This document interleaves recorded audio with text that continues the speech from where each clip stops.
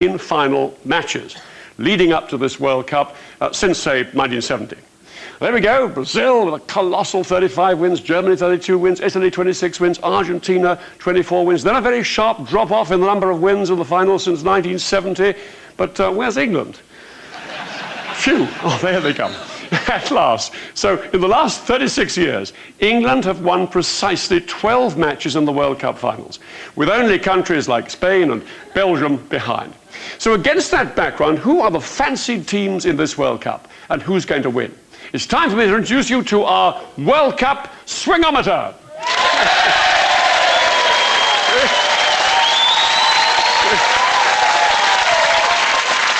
Okay.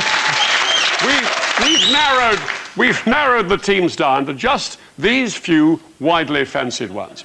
We've seen them all play now. Most bookmakers have taken at least some money on Cameroon, and Germany, Portugal and Spain are tipped as dark horses, and not so far ahead of them, but still short of being favourites. I think you'll all agree you've got England.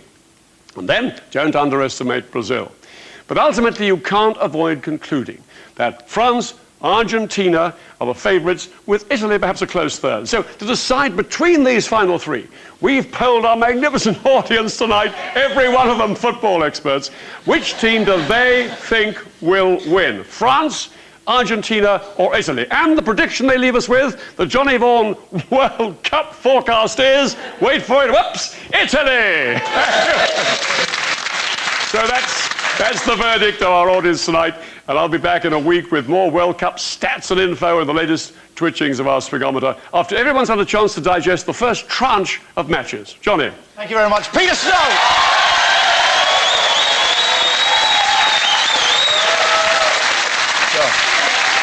Proper professional. Oh dear. Legend.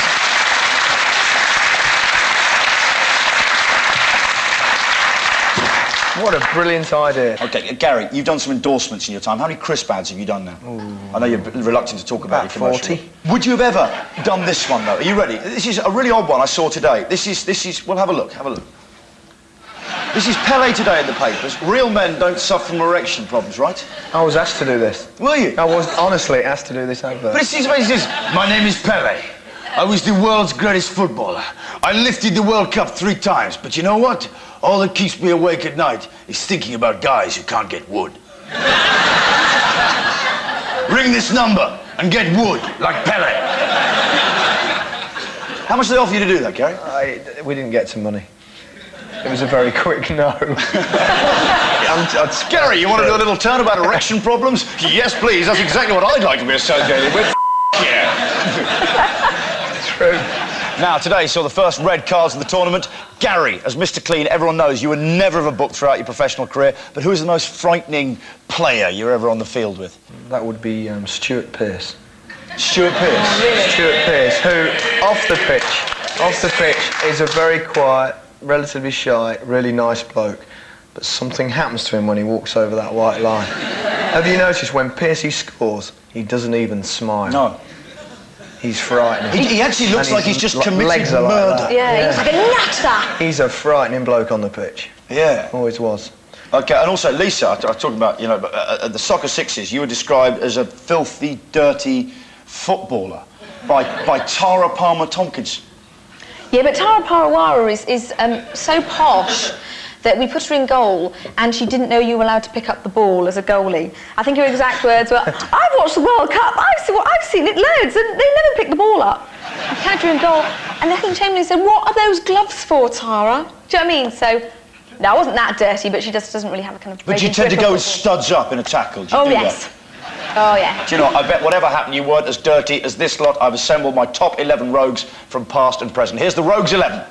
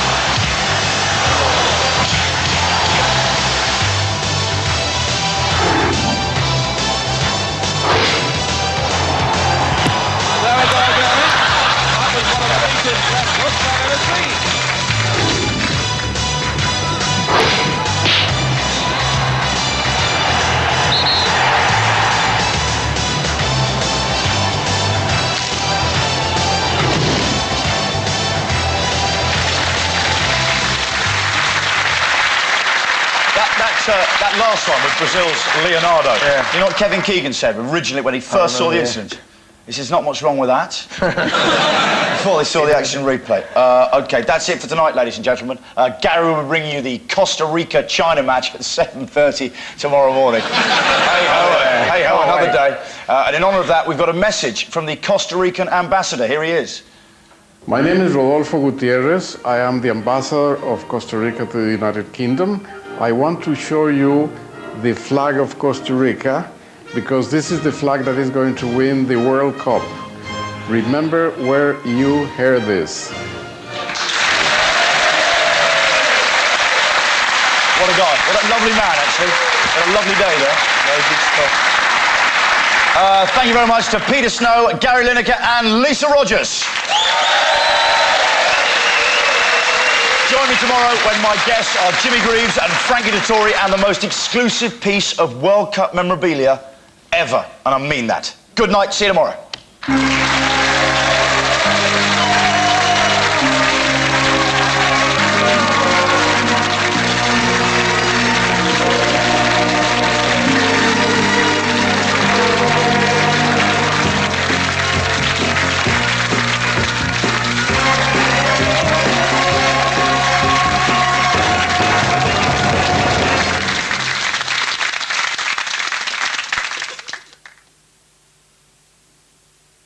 4 years in coming, the wait is finally over.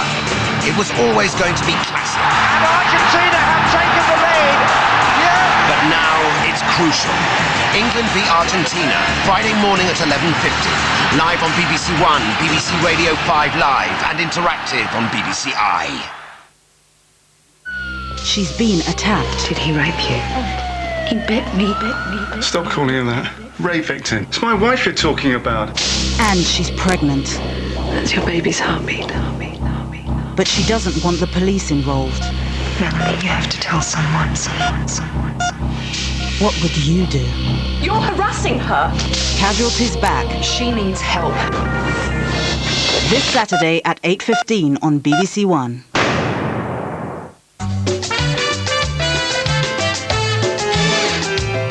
The party at the Palace earlier means we're currently running around 25 minutes behind here on BBC One. Now, Michael Caine's flying the British flag in a corrupt corner of South America. With strong language, he's the less than honary consul.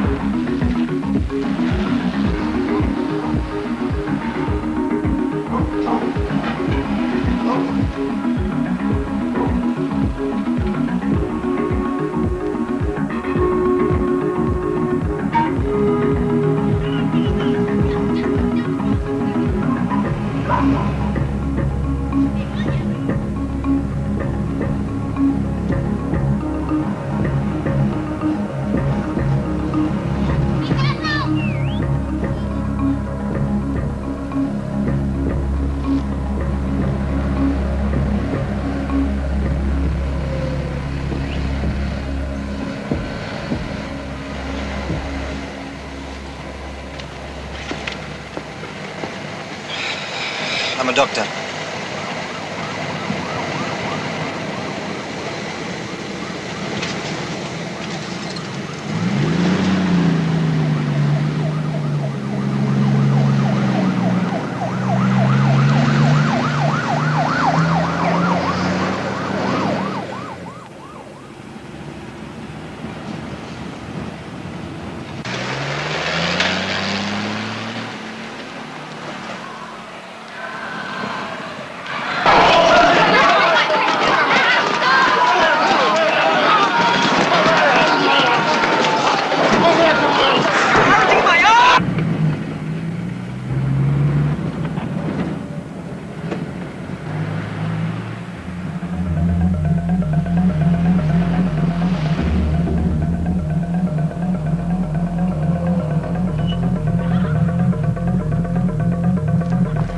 Little spot of bother in there. Could you give me a hand?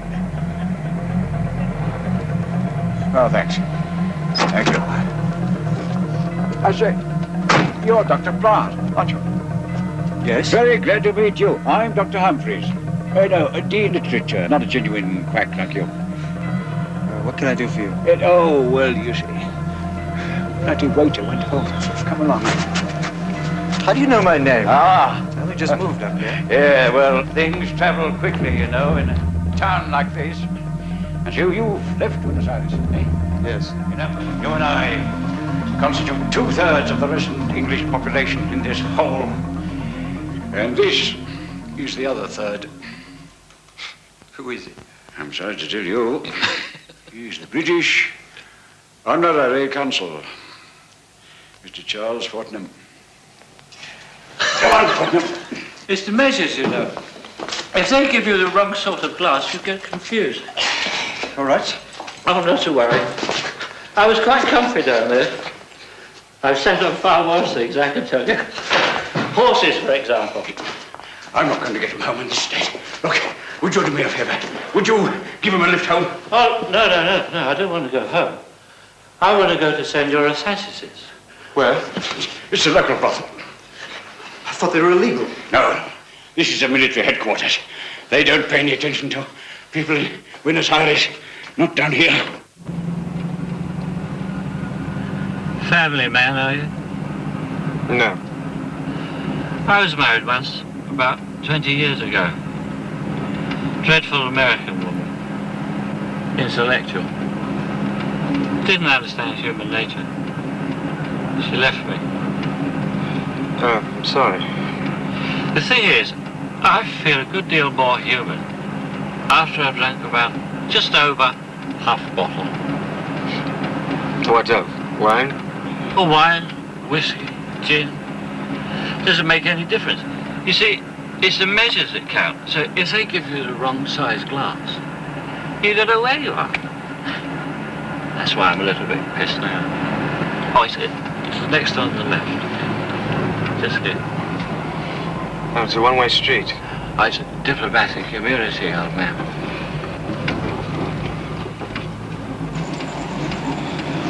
Have you spotted him?